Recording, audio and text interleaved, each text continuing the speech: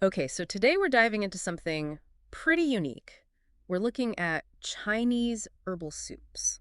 Sounds delicious. Yeah, and we found this blog post from qianmeng.org written by a self-described old software plumber. Interesting combination. It is, isn't it? He's also a gardener and fish keeper and a lifelong learner, so A true Renaissance man. yeah, it seems like it.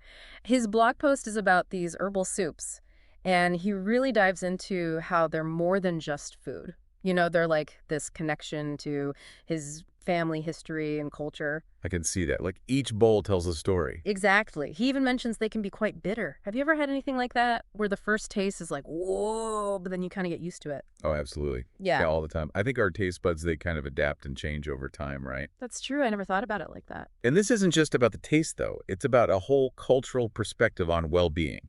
There's this Chinese idiom, yeah, Okay, say that again. yeah, which Yeah. means good medicine tastes bitter. Interesting. And it really speaks to this philosophy that, sometimes you have to endure something unpleasant to get those long-term benefits. I love that. It's like how a really tough workout can lead to, getting in shape, or how like a difficult conversation sometimes can actually end up making a relationship stronger. So it's like that applies to health and personal growth. Yeah, it highlights how everything's kind of connected, even things that seem totally different. And speaking of connections, our blogger friend tried to use AI to figure out what was in his soup. Wait, really? Yeah, he used an AI chatbot and just like took a photo of his soup. He was like, Yeah. okay, tell me what's in this. How cool. Did it work? Well, that's the thing. It got some stuff right, but it wasn't perfect. Ah, Which makes you wonder, can technology really ever replace, that kind of deep knowledge that comes from years of experience? that's a good question. It makes me think about how good AI is at some things, like Mm. recognizing patterns and, all that data stuff. Mm. But when it comes to something like taste and all those subtle interactions between different herbs, AI might not be quite there yet. Yeah, it's like AI can maybe look at a picture and be like, oh, I see ginger, but it can't actually taste the soup. It doesn't have that human experience to draw on. Exactly. And that's where human expertise is so important, especially with something like herbal soups, where traditions and knowledge are passed down through families. It's like generations of wisdom in every bowl. And he actually cautions against like self-prescribing herbal remedies. Why do you think that is? Well, herbs can be really potent. They can have strong effects on your body, Oh. and they can also interact with, any medications you're taking in ways you might not expect. So it's not something to just mess around with. Exactly. It's like you wouldn't just grab any random pill from your medicine cabinet Yeah. without talking to a doctor. Right. It's got to be treated with the same kind of respect. So we've got this cultural significance, this whole interesting thing about how the taste can grow on you. And then we've got the limits of AI. When it comes to something as complex as herbal soups, It's a lot more than meets the eye. it really is. There's so much depth here. It feels like we're just scratching the surface. Yeah, I'm already curious to learn more. Me too. Yeah. This is really fascinating. And it makes me think about all those other cultural traditions out there, surrounding food and wellness. It's amazing how each culture has its own unique approach. It is, isn't it? And his whole experiment with the AI got me thinking, could AI actually help preserve those traditions?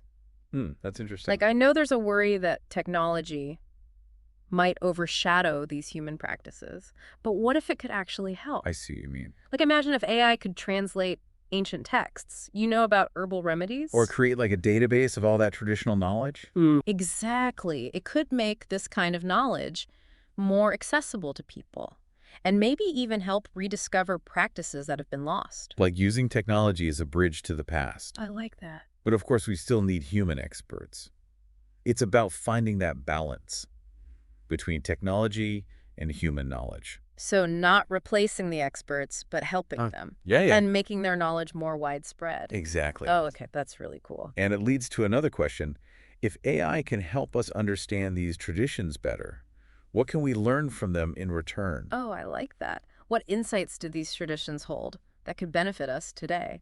I'm thinking about things like natural remedies and the focus on preventative health. Yeah, those are great examples. And it brings us back to that Chinese idiom we talked about.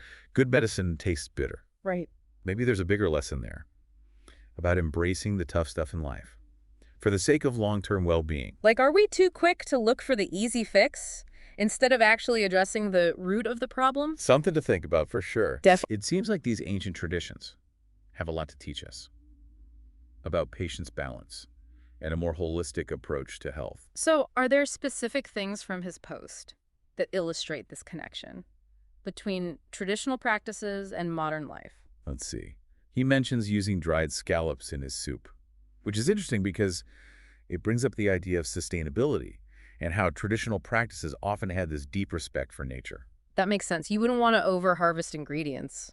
If you depend on them for your culture, you'd want to make sure they're around for future generations. Exactly. It's about that long-term vision, which sometimes feels missing today with how we consume and use resources. Yeah, it's like we could learn a lot from those traditions about living in harmony with nature. Absolutely. Right. And he also talks about community and shared knowledge. He mentions that his mom learned about herbal soups from older relatives and neighbors. It highlights how these traditions were passed down through these informal networks. It's like a living library of wisdom, passed down through generations. I love that image. It makes me think about how, in some cultures, cooking is this communal activity. Bringing people together. Yeah, strengthening those bonds. It's not just about the food itself.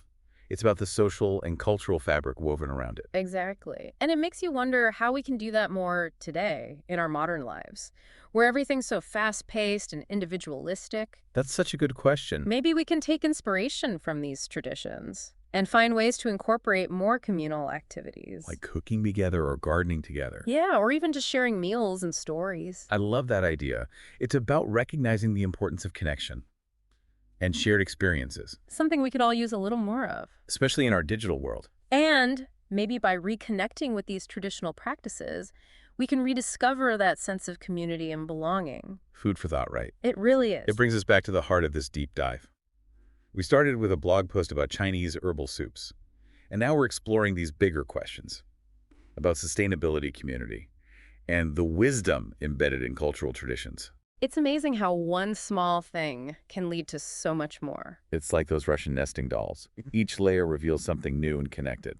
So what other layers are waiting to be uncovered? Well, that's the beauty of these deep dives. It's not just about learning information. It's about sparking curiosity and inspiring further exploration. So where do we go from here? What are some ways to keep exploring this? Well, one path could be to look more closely at the specific herbs used in these soups. Each herb has its own unique properties and history, and understanding those nuances can give you a much deeper appreciation for the complexity of these traditions. That sounds fascinating. And it ties back to that idea of AI. Like imagine an app that could identify different herbs and give you info about their traditional uses and benefits. That would be amazing. It could help bridge the gap between generations and allow younger people to connect with their heritage in a way that's engaging and accessible, Bringing tradition into the digital age. while still respecting its roots. That's a powerful image. But I also think there's value in going beyond the digital. Absolutely. Like, why not find local herbalists or practitioners who can share their knowledge? Or even try making your own herbal soup using traditional recipes. Yeah, it's like embodying the tradition instead of just reading about it. You're engaging all your senses, creating a deeper A connection. truly holistic experience. Exactly. And that's what makes this deep dive so enriching. It's not just about accumulating knowledge.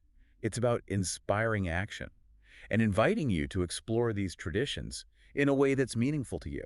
So whether you're diving into ancient texts, experimenting in the kitchen, or connecting with local experts, there are so many ways to continue this journey. And who knows what you might discover along the way. This deep dive has given us a lot to think about, It certainly has. from the cultural significance of these soups to the potential and limitations of AI. and the importance of sustainability community and respecting traditional knowledge. We've covered a lot of ground. But I think even more important, we've opened up all these possibilities for further exploration. And that's what it's all about. So as we wrap up this part of our deep dive, we want to leave you with a few things to ponder. What resonated with you the most? What sparked your curiosity? And what steps will you take to continue this journey of discovery? It's like we've been given this amazing map with all these different paths to explore. And you get to choose your own adventure. Exactly. Maybe you're inspired to try making your own soup. Or maybe you'll seek out a local herbalist to learn more about the traditions in your community. Or maybe you'll dive into some research on the history and cultural significance of these practices. Whatever you choose, remember that this is just the beginning. It's a spark to ignite your curiosity and lead you on your own unique journey. And as you embark on that journey, keep in mind the things we've explored today Like the idea that good things often come with a bit of bitterness. and the importance of respecting traditional knowledge while also embracing the potential of technology. And above all, the power of connection and community. So as we conclude this deep dive, we leave you with one final thought. What flavors, both literally and metaphorically, are you willing to savor in your own pursuit of well-being? And how can you blend the wisdom of the Yeah. past with the innovations of the present to create a more vibrant and fulfilling future? He talks about using dried scallops in his soup. And it made me think about sustainability. You know, these traditional practices, they often had this deep respect for nature, like this understanding of resource management. Yeah, you wouldn't want to over-harvest something if you depend on it for your culture. Right. You'd want to make sure it's around for generations to come. Exactly. It's about thinking long term, which is something we could use more of these days. Totally. It's like those traditional farming practices Yeah. that have been used for centuries in some places. They often work with nature, not against it. That's a great point. It reminds me of something else from his blog post, the importance of community. He talks about how his mom learned about these soups from older relatives and neighbors.